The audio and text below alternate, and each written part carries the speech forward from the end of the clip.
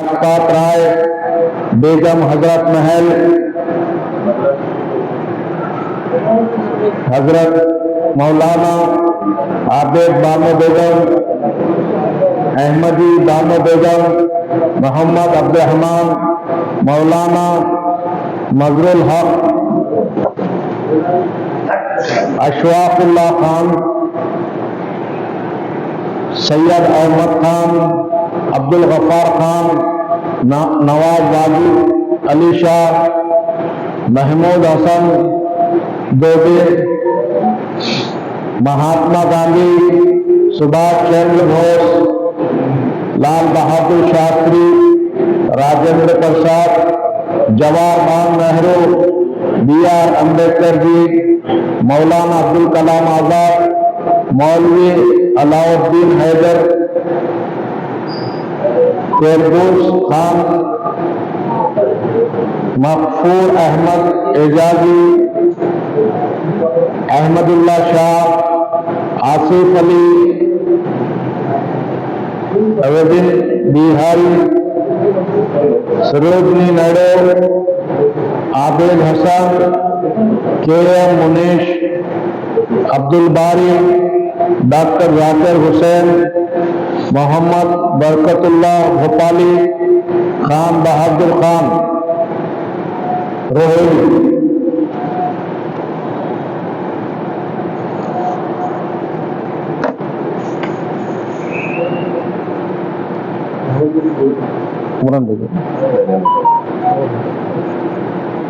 बोरा भाई कुछ हाँ हाँ। अब हमारे वीर शकील रैयानी साहब आज़ादी के मुताबिक आप तमाम के सामने बयान करेंगे। आज क्या पूरी कराऊं?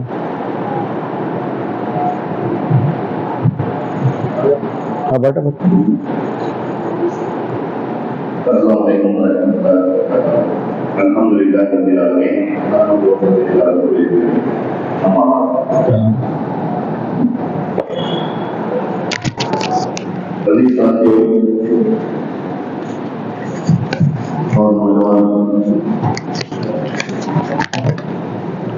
आज का ये जलसे आम बउनवान तारीख जंग आज़ादी। तारीख जंग आज़ादी ये एक बहुत बड़ा मौजू है जिसे कुछ घंटों में समझना या तकरीर करना बहुत ही मुश्किल काम है, बल्कि कई दहाओं से लोगों ने इसके ऊपर काफी मेहनत और काफी जुस्तजू की, बल्कि इसके ऊपर जो है कई किताबें लिखी गई, कई मकाले लिखे गए और काफी जो है कॉलेजेस में, स्कूल्स में और मदारिस में जो है इसके ऊपर जो है मज़ामीन के तौर पर जो है इसे राइटिंग के तौर पर जो है कॉम्पिटिशन्स भी रखे गए। बहरहाल ये मौजू इतना अहम है और इतना लंबा है कि हमारे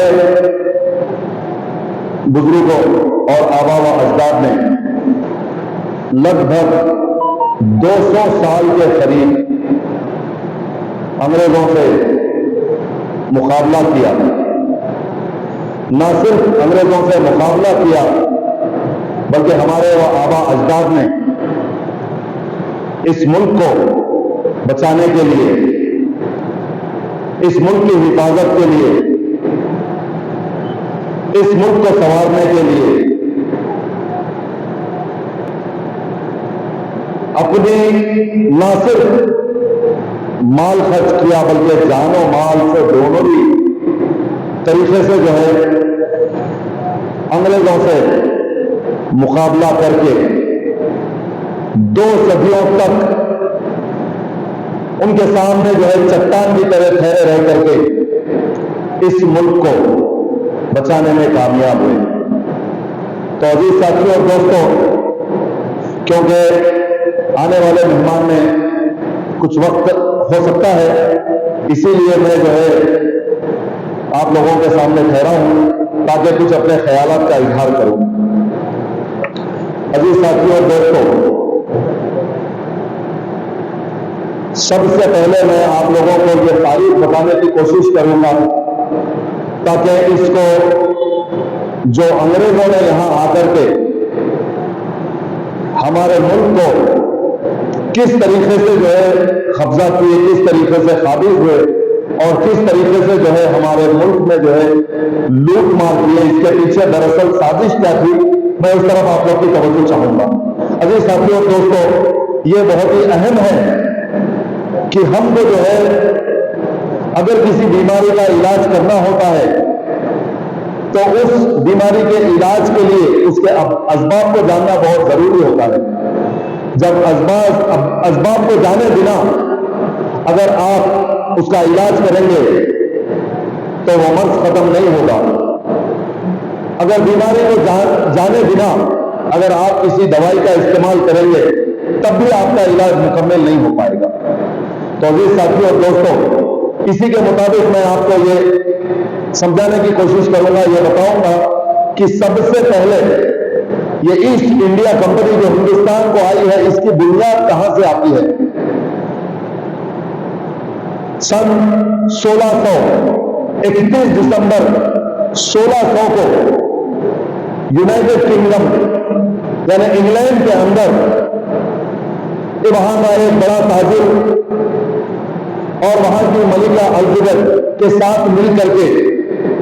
एक कंपनी कायम की जिसका नाम रखा गया ईस्ट इंडिया कंपनी। और इस कंपनी को यह इख्तियार दिया गया कि सारी दुनिया में जाकर के आप जो है अपनी तिजारत को फैलाए। इसी गज से ईस्ट इंडिया कंपनी दुनिया के मुख्तलिफ ममालिक का दौरा किए, मुख्तलिफ ममालिक को पहुंचे, जिसमें मौदूद लिखते हैं कि तारीख के एतबार से सन 1601 और 1602 में पहली मर्तबा ईस्ट इंडिया कंपनी की छोटी सी एक टुकड़ी, एक ब्रांच यहां आई। आने के बाद में फिर दोबारा 1609 के अंदर उनके जो है और बेशुमार जो है ताजिर जो है यहां तशरीफ लाए कंपनी के। जैसे कि आप अहबाब जानते हैं कि बाबर का दौर खत्म होने के बाद बाबर का बेटा जहांगीर तख्त नशीब हुआ। तो ईस्ट इंडिया कंपनी जिस वक्त हिंदुस्तान को यहां तशरीफ लाए, यहां आए, उस वक्त में जहांगीर का दौर था। अकबर का बेटा जहांगीर, जिसे सलीम भी कहते हैं, उसके दौरे इख्तियार में जब ईस्ट इंडिया कंपनी यहां पर आई कि सलीम से जो है ईस्ट इंडिया कंपनी के अहबाब ने शहजादे सलीम से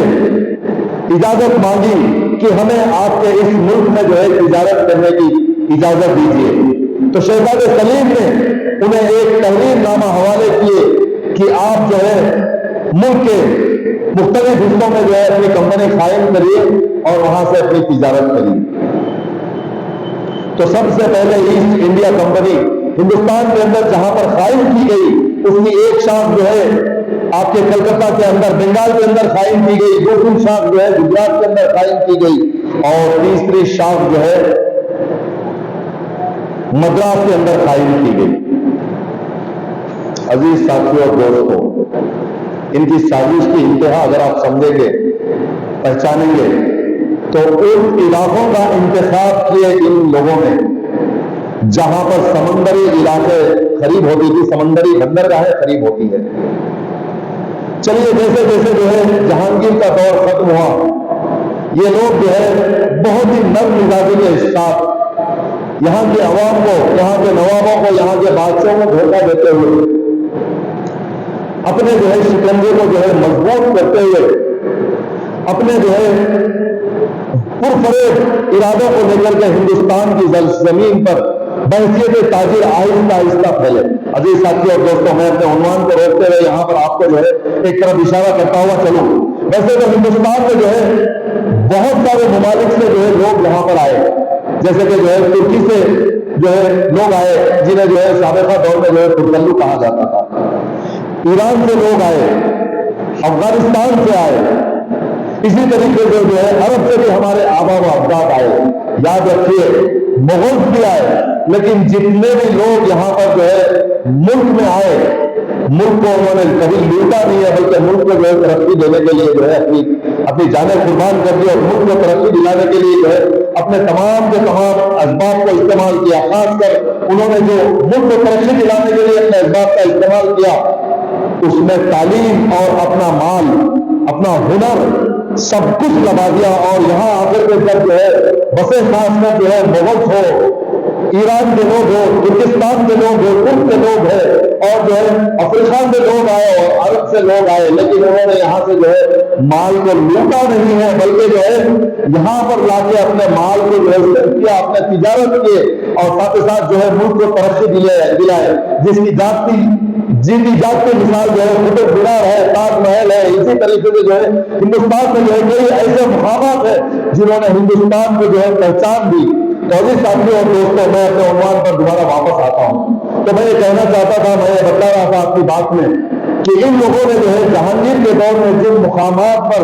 अपने मुकाम को इख्तियार किया, जहां पर अपनी कंपनी की शाखें डाली, वो 3 मुकाम थे। एक था बंगाल, दूसरा था जो है गुजरात और तीसरा था मद्रास। इन 3 मुकामात पर जो है, जो मैंने किताबों में पढ़ा, जो हवाले मैंने देखा, वो आप अहबाब के सामने रखने की कोशिश कर रहा हूँ। अजीज साथियों और दोस्तों, जहांगीर का दौर खत्म होने के बाद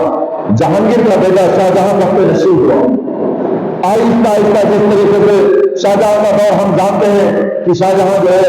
एक बेहतरीन कारनामा अंजाम दिए, ताजमहल की तामीर किए, इसी तरीके से जो है कुछ और भी उनके कारनामे हैं। इसके बाद जैसे ही जो है शाहजहां का दौर खत्म हुआ, हिंदुस्तान की एक अजीम तारीख, जिसको फिर बरस ताकतें जो है मिटाने की कोशिश करते हैं, जिसका जो है गलत शक्ल पेश करके जो है उसको जो है बदनाम करने की कोशिश करते हैं।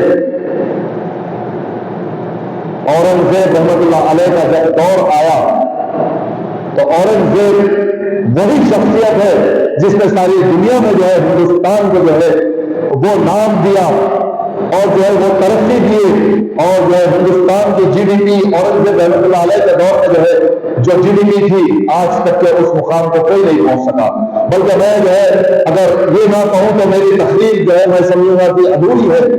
जब औरंगजेब जिस वक्त हिंदुस्तान के तख्त नशीब हुए, जिस वक्त उनके खानों पर मुल्क की जिम्मेदारी डाली गई, तो उसके कुछ ही साल के बाद में जो है हिंदुस्तान जो है सुपर पावर कहलाया गया। बल्कि जो है सारी दुनिया के अंदर जो है उस वक्त में हिंदुस्तान की जो तारीख है, हिंदुस्तान की जो ताकत थी, सारी दुनिया की जो है सबसे बड़ी सुपर पावर ताकत जो है हमारा मुल्क हिंदुस्तान था, हमारा मुल्क भारत था। अजीज साथियों और दोस्तों, औरंगजेब रहमतुल्लाह अलैह के जो है कारनामे को नहीं जानते, इसीलिए जो है उन्हें जो है आलमगीर का खिताब दिया गया। ये औरंगजेब को जो आलमगीर का खिताब दिया गया है, यह खिताब किसी और को सारी दुनिया में नहीं दिया गया है, बल्कि औरंगजेब की जो तिजारत थी, औरंगजेब की जो ताकत थी, कई बड़े आजम तक पहुंच चुकी थी। तो अजीज साथियों और दोस्तों, जब ये धोखेबाज अंग्रेज लोग औरंगजेब के दौर में भी जब जो है अपने जो है कारनामों को अंजाम देना चाहे, यहाँ के लोगों को लूटना चाहे, यहाँ के ताजिरों को जो है लूटना चाहे, तो औरंगजेब से भी उनकी जो है एक दो छोटी छोटी जंगें हुई। और औरंगजेब के एक सीधे सालार थे, उन्होंने जो है अंग्रेजों को इस खतरनाक इस तरीके से सबक सिखाया कि औरंगजेब के दरबार में आकर के उन्होंने पेशानी फेंक करके नाक बिगड़ करके औरंगजेब से जो है माफी मांगी, वरना जो है औरंगजेब के दौर में जो है इनको जो है मुल्क में बदल कर दिया जाता। अजीज साथियों और दोस्तों, इसके बाद उन्होंने कुछ सालों तक औरंगजेब के दौर में जो है अपनी जो है खुफिया कारनामे अंजाम दिए। जैसे ही जो है औरंगजेब का दौर खत्म हुआ, औरंगजेब का इंतकाल हुआ, औरंगजेब के बेटों ने मुल्क को 3 हिस्सों में तकसीम कर लिया, अपनी अपनी रियासतों को तकसीम कर लिया। औरंगजेब का एक बेटा जिसने अफगानिस्तान में अपनी हुकूमत कायम की, औरंगजेब का एक बेटा जो है अपनी जो है नॉर्थ में जो है दिल्ली में अपनी सल्तनत कायम की, और औरंगजेब का एक बेटा जो है जुनूब यानी दक्कन की तरफ जो है रुख इख्तियार करके जो है उसने अपनी सल्तनत जो है अपनी रियासत जो है यहाँ पर कायम कर ली। औरंगजेब के बेटों के बाद जिस तरीके से आहिस्ता आहिस्ता जो है मुगल सल्तनत जो है आहिस्ता आहिस्ता सुधरते गई, वहीं से इन फिरंगियों को जो है इन लोगों को जो है मौका मिला कि अब जो है अपने शिकंजे जो है हिंदुस्तान में जो है फैलाए, अपने कारनामे फैलाए। अजीज साथियों और दोस्तों, मैं आप लोगों की थोड़ी सी तवज्जो चाहूंगा। जब ये ईस्ट इंडिया कंपनी हिंदुस्तान में कायम की गई तो इनका माहिदा ये था कि हमें जो है हिंदुस्तान से जो है सामान खरीद करके हिंदुस्तान से जो चीजें खासकर जो है यहाँ के मसालेदार, यहाँ की जो है कॉटन रूई वगैरह और यहाँ के जो है कपड़े और साजो सामान को खरीद करके जो है इसको जो है विगत ममालिक में जो है एक्सपोर्ट करने की इजाजत दी जाए। तो जब इब्तदाई ईस्ट इंडिया कंपनी यानी इब्तदाई पहली सदी में जो है अपनी तिजारत को यहाँ से जो है यहाँ की जो है मसाले जात थी और दिगर जो है कई एशिया के कीमती एशिया थी, वो यहाँ से जो है कम दामों में खरीद के और दिगर ममालिक में ले जाकर के जो है इसको जो है ज्यादा कीमत में बेचते। अजीज साथियों और दोस्तों, इन लोगों ने पहले यहाँ पर अपनी जो शिकंजे फैलाए वो जो है तिजारत के जरिए जो है यहाँ पर जो है लोगों को जो है नौकरी दे करके जो है ज्यादा कीमत अदा करके जो है उनको जो है नौकरी पर रखे। इसके साथ साथ इन्होंने जो है जैसे ही जो है औरंगजेब का दौर खत्म हुआ, इस नाम पर भी जो है इनके जो फैक्ट्रियां यहाँ पर चलती है, इनके जो भी कामकाज हो गए, इसको रखने के लिए जो है इनको अपनी खुद की फौज रखनी पड़ेगी। इन्होंने आहिस्ता आहिस्ता अपनी फौज जमा करना शुरू की और फौज के साथ साथ इन्होंने अपने फौजियों को जो है आला कार जो है हथियार से नवाज करके इन्होंने जो है अपने जो है हथियार का इस्तेमाल करना शुरू कर दिए। अजीज साथियों और दोस्तों, जिस तरीके से जो है औरंगजेब के बेटों के बाद जो है मुगलिया सल्तनत जो है आहिस्ता आहिस्ता मुगलिया खानदान से जो है गुजरते गुजरते जो है हमारे आखिरी मुगलिया सल्तनत के जो है रूह रवा बहादुर शाह जफर का दौर आया। यानी 18वीं सदी के जो है इब्तिदा में इन्होंने देखा कि मुगल सल्तनत जो है बहुत ही कमजोर होती जा रही है। अब इन्होंने अपने जो है शरारतें करना शुरू कर दी और जो है बहादुर शाह जफर की हुकूमत पर जो है इन्होंने जो है हमले करना शुरू कर दिए। इसके बाद इनकी सबसे पहले इनकी साजिशों को समझने वाले बंगाल के नवाब सिराजुद्दौला थे, बल्कि नवाब सिराजुद्दौला के वालिद भी जो है अंग्रेजों को एक जो छोटी छोटी जगह लड़े, लेकिन 18वीं सदी के इब्तिदा में जो है नवाब सिराजुद्दौला जो है इनकी साजिशों को समझ गए और समझ करके इन्होंने जो है अंग्रेजों को रोकने की कोशिश की। और जब इन्होंने अंग्रेजों को रोकने की कोशिश की, अंग्रेज जो है इनका इंतकाम लेने के लिए, इनको जो है अपने रास्ते से हटाने के लिए अंग्रेज जो है साजिशें रचने लगे। और सबसे पहले एक बड़ी जंग जो बंगाल के अंदर हुई वो पालसी की जंग कहलाई जाती है। हिंदुस्तान के अंदर, हिंदुस्तान की तारीख के अंदर सबसे पहली यही जंग थी जो है हिंदुस्तान के रहने वाले बाशिंदों को जो है ये समझने के लिए जो है ये समझने के लिए आसानी हुई कि इनकी जो है क्या साजिश है, इनकी नीयत क्या है, इनके कारनामे क्या है और अंग्रेज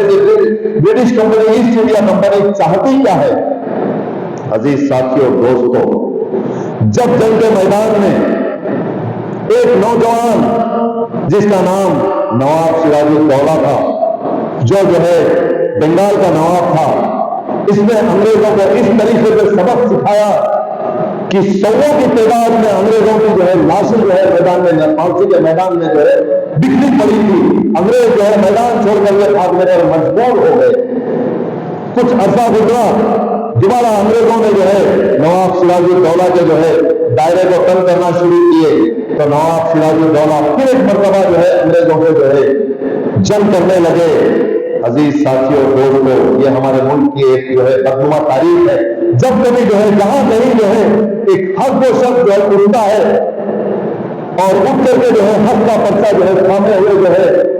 शैतानों से जो है, मक्कारों से जो है, उनकी मक्कारियों से जो है लड़ने के लिए जो है तैयार होता है,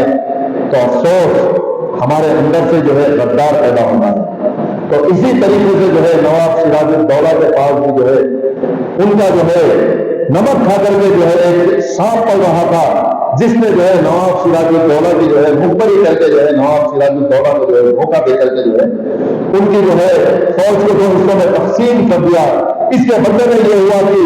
जब बेकार बेगम नवाब सिराजुद्दौला की जो दूसरी जंग चल रही थी ईस्ट इंडिया कंपनी के साथ,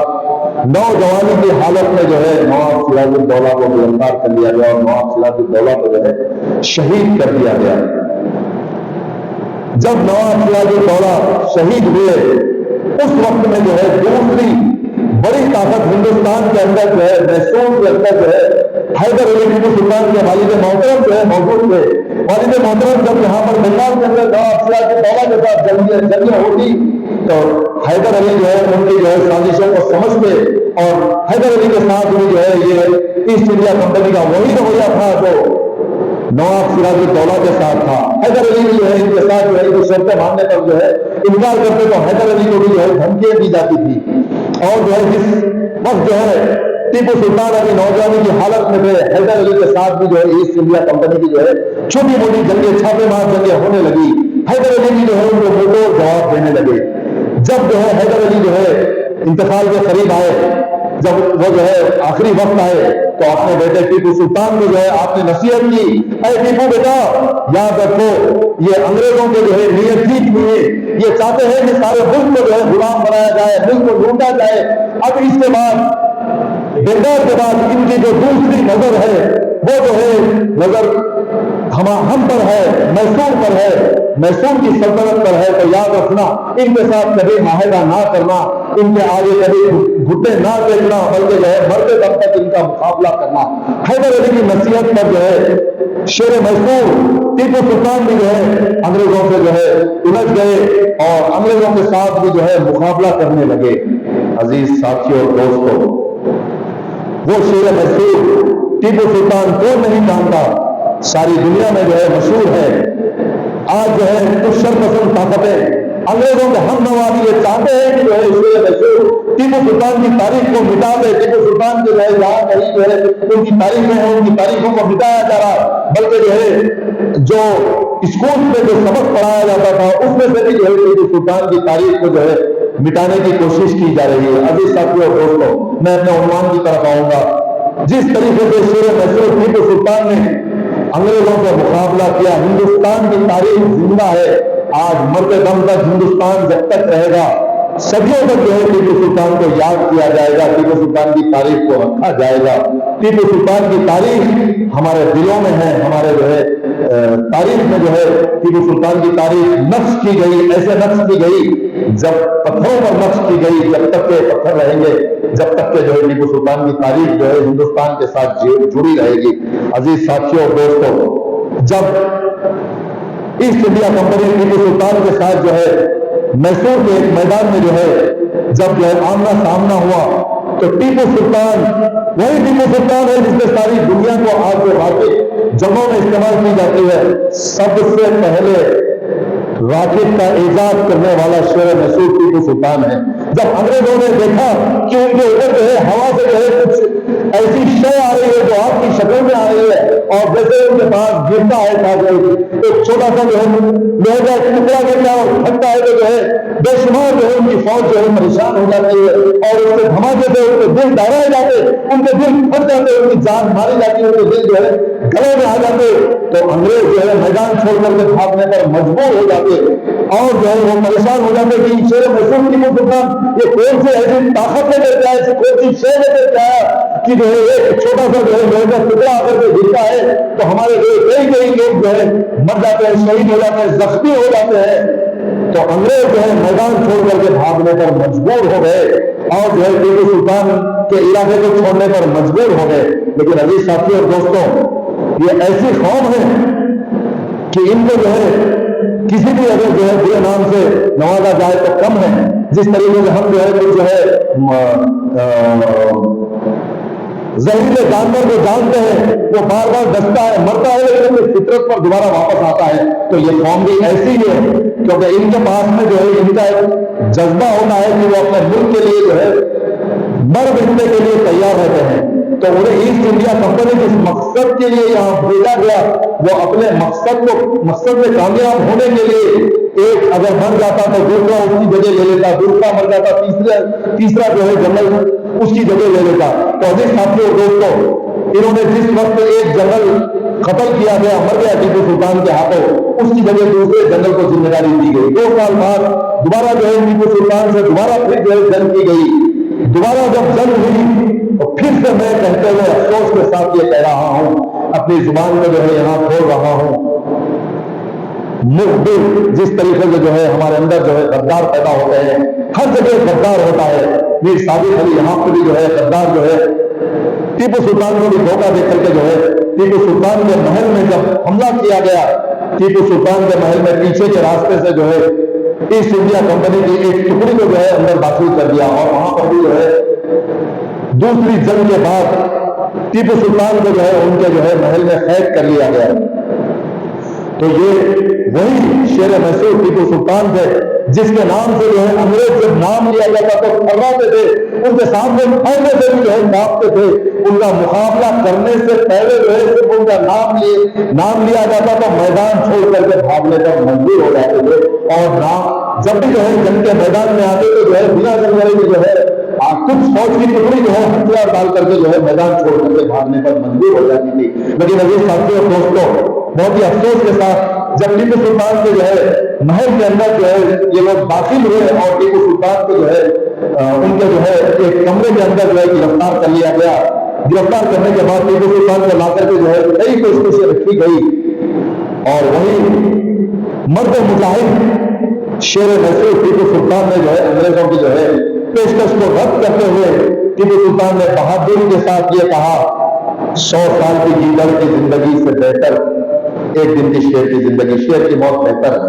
अजीज साथियों दोस्तों, क्या कहावत थी, क्या बातें थी, क्या मर्द मुजाहिद था, उनकी जो है गुलामी करने से जो है इनकार कर दिया, और जो है हंसते हंसते खुशी बखुशी जो है मुल्क के खातिर जो है अपनी जान देने के लिए तैयार हो गया, ना तो जो है उनके सामने घुटने टेका। अजीज साथियों दोस्तों, और भी मेहमान मुखर्रिर यहाँ पर मौजूद है। मैं अपनी तकरीर को यहीं रोकते हुए जो है हमारे जामे निजामिया के फारिग डॉक्टर मोहम्मद अब्दुल लतीफ साहब यहाँ पर मौजूद है, और मैं जो है ये कहूँगा कि माशाल्लाह यहाँ पर जो है बहुत ही बेहतरीन उलमा इकराम मौजूद है। हमारे बहुत ही अजीज आलिम दीन फजीलत शेख अब्दुल समद रंदी साहब भी यहाँ तशरीफ लाए हैं। मैं आपसे गुजारिश करता हूँ कि आप जो है स्टेज पर तशरीफ लाए। तो अजीज साथियों दोस्तों, ये मुनासिब नहीं है कि मेहमान मुखर्रिरीन यहाँ पर आ जाए, मैं अपनी तकरीर जारी रखूँ, इसीलिए मैं अपनी तकरीर को यहीं पर खत्म करता हूँ। शुक्रिया, अस्सलाम वालेकुम वरहमतुल्लाहि वबरकातुहू। मैं डॉक्टर मोहम्मद अब्दुल लतीफ साहब से गुजारिश करता हूँ कि वो यहाँ आए और सामईन से खिताब करना है।